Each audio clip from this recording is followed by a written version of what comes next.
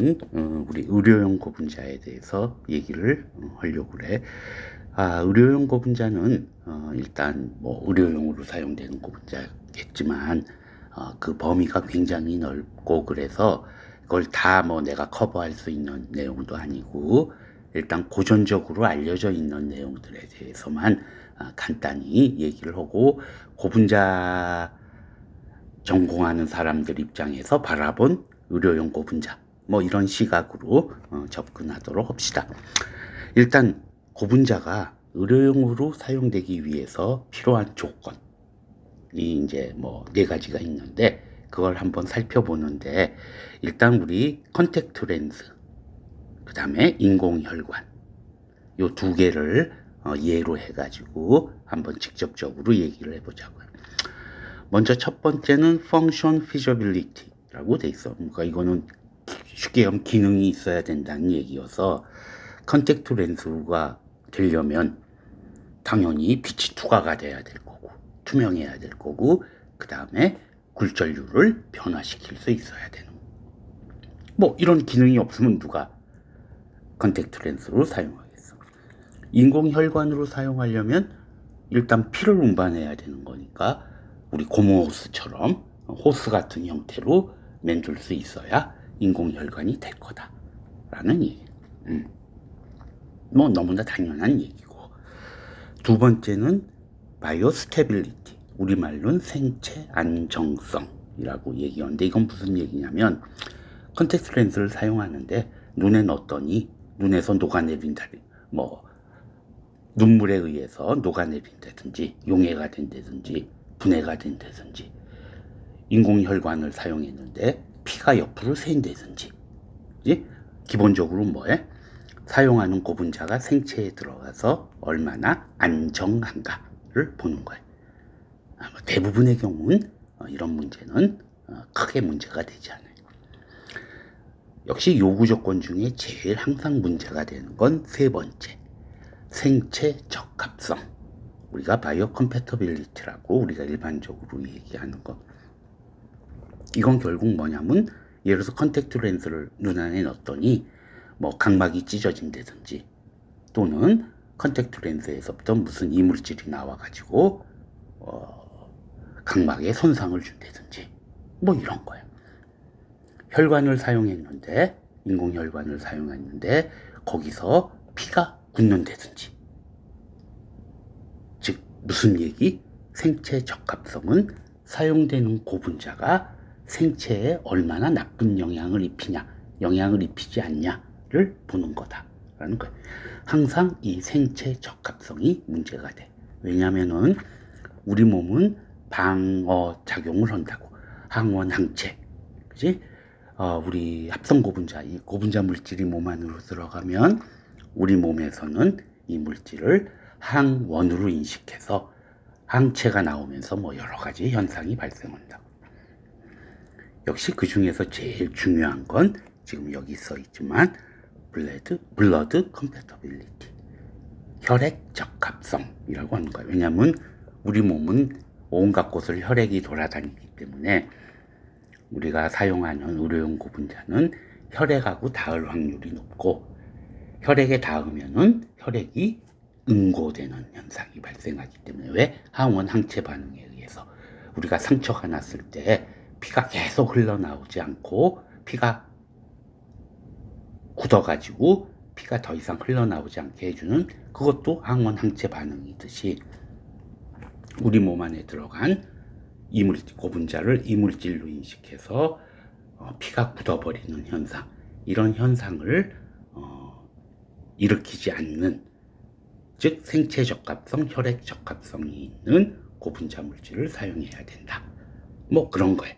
특히 인공혈관 같은 경우. 근데 이 문제는 뒤에서 다시 이게 결코 쉬운 문제가 아닌데 이 문제는 어떻게 해결하는지 뒤에서 다시 논하도록 하자고.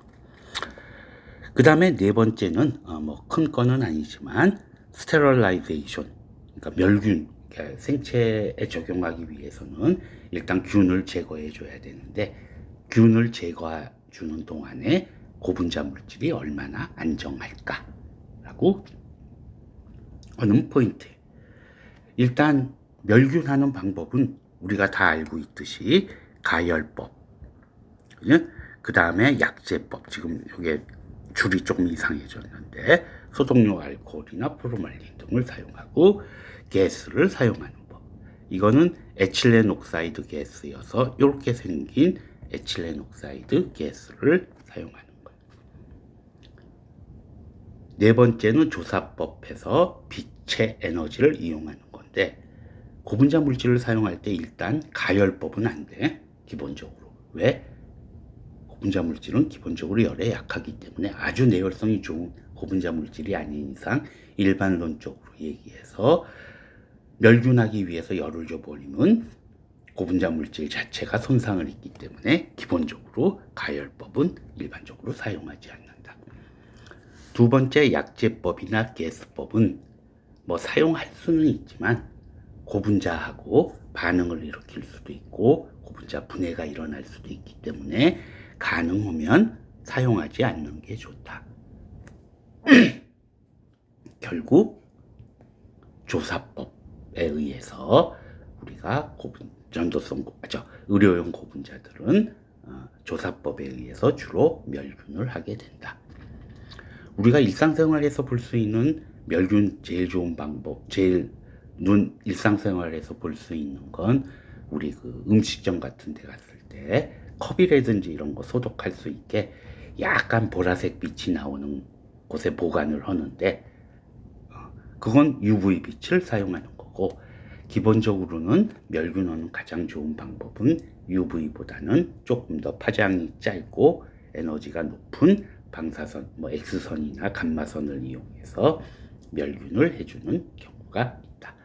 대부분의 의료용 고분자는 이 조사법에 의해서 멸균을 해주는데, 가끔은 이 감마선이나 이런 걸 사용하는 동안에 약간 문제가 생기는 수도 있지만 기본적으로 큰 문제는 없다. 하나 약간 다른 예를 하나 얘기하자 그러면, 우리 그 실린지 주사기 사용할 때 이렇게 밀봉돼서 나오는 주사기들은 기본적으로 감마선으로 멸균하고 그리고 밀봉을 해서 나온다고. 근데 거기 사용하는 고분자가 PP, 폴리프로필렌이 사용되는데, 얘가 일반적인 폴리프로필렌보다 조금 더 딱딱해. 그래서 문제가 되는 거 아니야. 딱딱한데 그 딱딱해지는 이유가 감마선을 조이게 되면 약간 크로스 링킹이 일어나서 조금 더 물성적으로 딱딱해진다라는 거예요.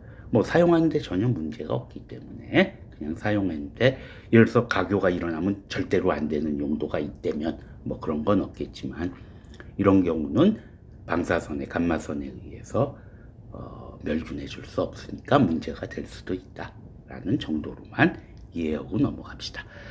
여기서 중요한 건 역시 바이오 컴패터빌리티, 항상 얘가 이슈가 된다라는 거예요. 그 다음에 의료용 고분자가 이제 다른 소재들에 비해서 어떤 장단점이 있을까 해서 정리된 내용을 내가 갖고 왔는데, 일단 비교 대상은 금속이 될 거고, 그리고 세라믹이 있을 거예요. 복합 재료라고 하는 건 위에 두 개를 섞은 건데, 이건 당연해. 위에 세 개보다 에서 특성이 안 나오니까 그 중에 두 개를 섞어 가지고 만든 거니까 당연히 물성은 좋을 수밖에 없어요. 단지 제작하기 어렵고 비용이 많이 들고 그런 문제가 있으니까 사실은 공평하게 비교해주는 관점이 아니니까 복합 재료는 일단 빼자고. 그러면 고분자에 비해서 금속 세라믹하고 어떤 장단점이 있을까? 또 사실 금속도 여러 종류가 있고 고분자는 그야말로 더 많은 종류들이 있기 때문에 일괄적으로 통쳐가지고 얘기하기가 힘든 면은 있지만, 기본적으로 한번 봅시다. 서로 간의 장단점을 하면 금속은 기본적으로 강하다. 강하다가 장점인 거고, 단점은 생체적 값성, 의외로 금속 좋은 것도 있고 부식되기 쉬운 문제도 있겠지만, 역시 가장 큰 문제는 무겁다. 무거운 건 엄청 큰 문제. 우리 몸 안에 들어가는데 무거워버리면 얘기가 달라진다고. 그리고 강성이 강하다라고 하는 게 장점일 수도 있지만 단점일 수도 있어요. 세라믹을 먼저 얘기하자고. 세라믹은 뭐 생체 적합성이 좋고 뭐 근데 역시 제일 좋은 건 내마모성. 우리 도자기 같은 거 생각하면 되는데 내마모성이 우수한 게 가장 큰 장점이에요. 단점은 간단해. 깨지기가 쉽고 제작하기가 어렵고 도자기는. 그치? 그래서 세라믹은 아주 특수한 용도 아니면은 사용되지 않는 거고. 자, 그러면 요 두 소재에 비한 고분자의 장점은 뭘까? 하면 간단해. 가볍고 유연하다. 우수한 생체 친화성이라고 그러는데 나는 금속에 비해서 생체 친화성이 더 좋은지는 잘 모르겠어요. 그건 케이스 바이 케이스니까 그냥 넘어가도록 하고, 역시 가장 큰 장점은 가볍다, 유연하다. 그치? 그러니까 플렉서블한 형태로 유지할 수가 있다라고 하는 게 가장 큰 장점입니다. 단점은 당연히 있어요. 기계적 강도가 아무래도 떨어질 수밖에 없고, 위아래 두 개에 비하면. 그리고 시간에 따라 형태가 변형된다. 우리가 일반적으로 듀러빌리티, 그래서 내구성, 시간이 지나면 얼마나 시간이 지남에 따라서 그 자기의 물성을 얼마나 유지할 수 있냐, 뭐 이걸 이제 내구성이라는 표현으로 통칭하는데, 아무래도 금속이나 세라믹에 비하면 좀 그런 게 떨어진다라고 하는 단점은 있을 수밖에 없어요. 역시 고분자 물질의 가장 큰 장점은 가볍다, 유연하다라고 하는 건 확실한 장점이에요. 자, 그래서 지금 이거는 그냥 내가 어디 있는 그림을 하나 갖는데 글씨도 안 보이겠지만, 이거 벌써 한 15년 전, 20년 전에 만들어진 그림임에도 불구하고 우리 몸 안에서 사용되는, 의료용으로 사용되는 고분자들이 이렇게 신체 여러 곳에 존재한다라고 하는 걸 그냥 그림으로 나타낸 걸로 봅시다. 자, 다음. 고분자 재료로 제조되는 인공장기의 부위별 이해. 뭐 부위라고 그러니까 좀 이상하지만 어떤 쪽에 어떤 식으로 이용되고 있느냐라고 얘기를 하면, 먼저 우리가 의료용 고분자의 시초가 뭐냐라고 얘기하면은, 이거 책에 따라서 조금씩 다른데, 어떤 책은 혈관을 보호하는 혈관 피를 담아놓는 PVC, 폴리바이닐 클로라이드 그 비닐백 같은 걸 최초의 의료용 고분자라고 얘기한 사람도 있지만, 대부분의 책에서는 이 컨택트 렌즈를 첫 번째 의료용 고분자의 예로 얘기를 해. 이 컨택트 렌즈에 대해서는 해야 될 얘기가 많이 있으니까 뭐 인공수정제까지 합쳐서 얘네들은 뒷부분에서 얘기하는 걸로 하는데, 하드 컨택트 렌즈와 소프트 컨택트 렌즈, 우리가 얘기하는 대표적인 것들, 이건 조금 이따가 얘기하는 걸로 합시다. 그 다음에 인공귀라고 하는 건 실리콘이 사용되는데, 자, 왜 실리콘이 사용될까? 100% 실리콘이 사용돼, 인공귀는. 그러면은 인공귀가 되려면 일단 부드러워야 될 거라고. 그죠? 그러니까 우리가 흔히 얘기하는 고무 같은 특성이 있어야 될 텐데, 뭐 고무는 수도 없이 많은데 왜 유독 실리콘만 사용될까라고 하면은, 인공귀로 사용되기 위해서는 또 다른 특성을 필요로 해요. 이게 무슨 얘기냐면, 요거는 실리콘에 대해서 내가 만든 동영상에서도 이미 이제 얘기를 하고 있는데, 실리콘은 온도에 따른 물성 차이가 적어요. 예를 들면 점도 같은 게, 기본적으로 온도가 높아지면 점도가 낮아지는 건 뭐 어떤 물질이나 동일하지만, 실리콘은 온도가 높아져도 온도가 높아지면 점도가 낮아지는데, 점도가 낮아지는 정도가 적은데, 합성 고무 같은 경우는 점도가 확 낮아진다라는 얘기.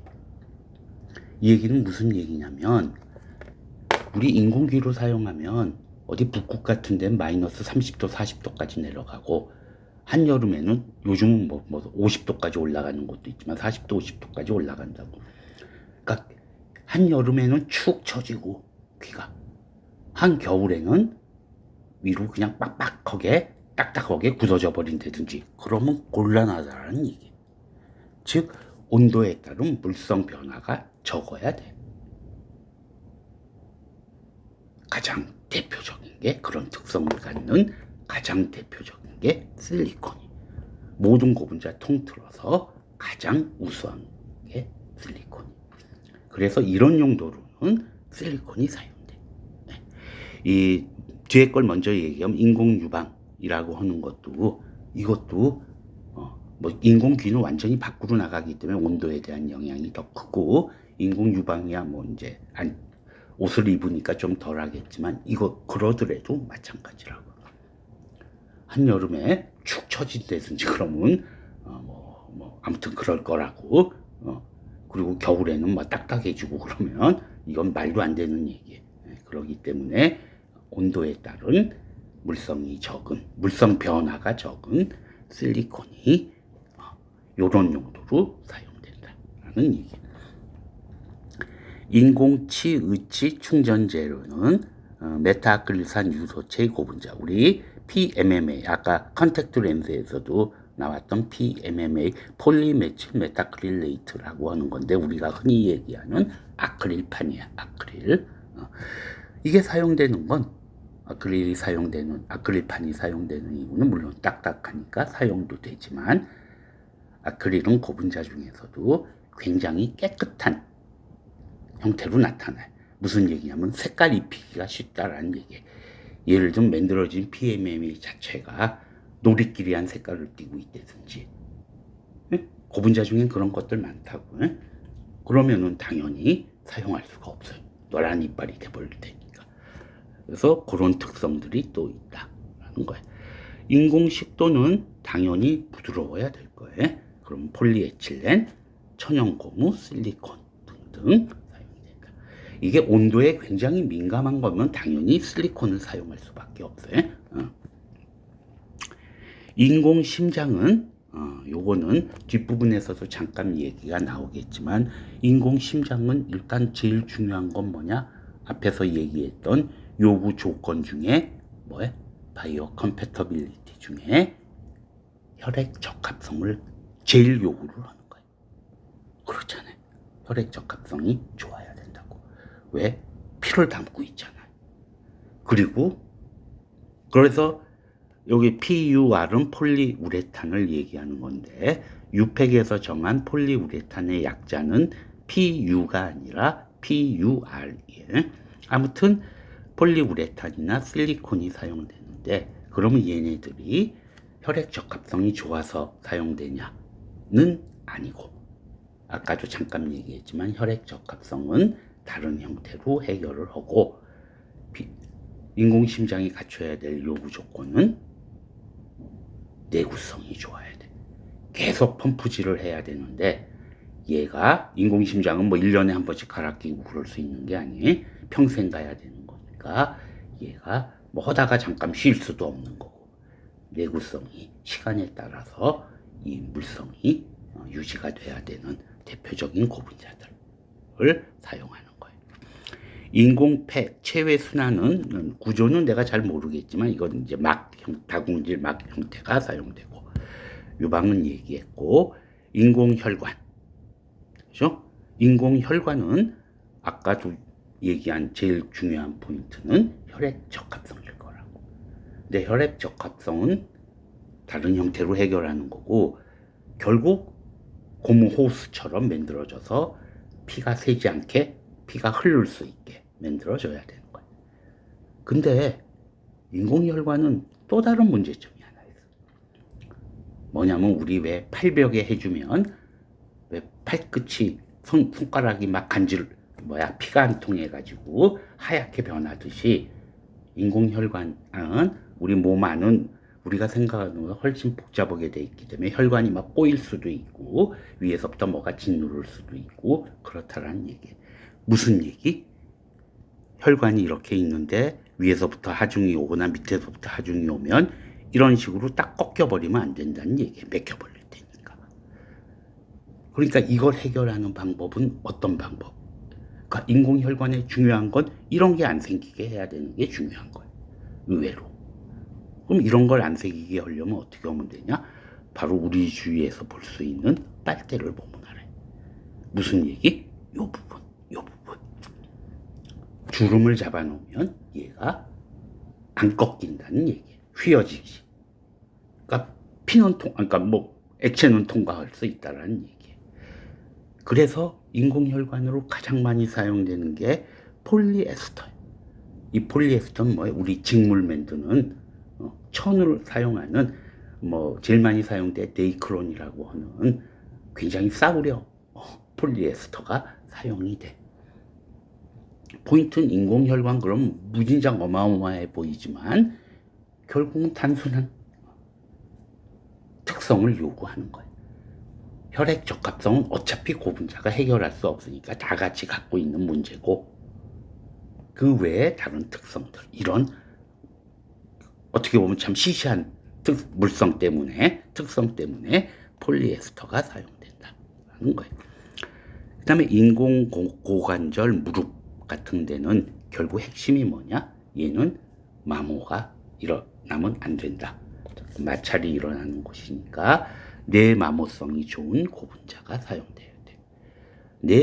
내마모성이 좋은 고분자, 대표적인 고분자는 울트라 하이 몰레큘러 웨이트 PE라고 하는 게 보통 우리 PE는 10만 요 정도 분자량, 10만, 20만 정도의 분자량인데 얘는 200만 정도의 분자량을 갖는다고 해요.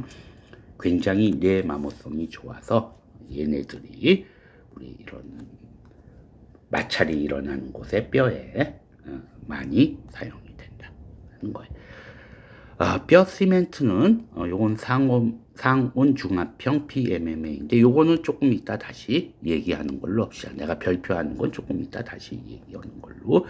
인공 심장도 조금 얘기하게 되니까 인공 심장까지 넣고, 인공 손톱은 역시 딱딱해야 되고 색깔이 깨끗해야 되니까 아크릴 계열. 지금 이 얘기에. 그 다음에 인공 인대는 잘 일어나야 돼야 되나? 아무튼 그런 플렉서빌리티를 요구하는 거니까, 인장 강도를 요구하는 거니까 폴리에스터, PP, 연신, 테프론 등이 사용되고, 인공뼈는 마모가 많이 일어나는 곳은 아까도 얘기했지만 울트라 하이 몰레큘러 웨이트 PE를 사용하지만 그냥 마찰이 잘 일어나지 않는 곳은 PMMA 정도를 사용한다. 인공 힘줄은 실리콘, 설명할 필요 없이 질기고 한 곳에 사용되는 게 될 거예요. 그래서 지금 전체적으로 고분자가 갖고 있는 특성들이 우리가 일반론적으로 알고 있는 특성들이 결국 일반론적으로 적용될 수 있는 곳에 적용이 되는 게 맞고, 가끔은 예상 못했던 이유로 물성들로 어떤 용도로 사용된다. 예를 들면 이런 거 꺾이는 거, 그래서 직물 짜듯이 이렇게 주름 잡아주기 좋은 소재가 사용되고, 그 다음에 실리콘이 사용될 땐 특별한 케이스가 있어요. 온도 변화에 대해서 물성 변화가 가장 적은 고분자가 실리콘이기 때문에 온도 변화에 대해서도 물성의 변화가 적어야 되는 곳에 실리콘이 많이 사용된다는 거예요. 나머지 몇 가지 이제 디테일하게 설명해야 될 부분들은 조금 있다가 잠깐만 쉬었다가 다음 동영상에서 얘기하고, 지금은 이 전체적인 그림을 한 번만 얘기한 걸로 합시다.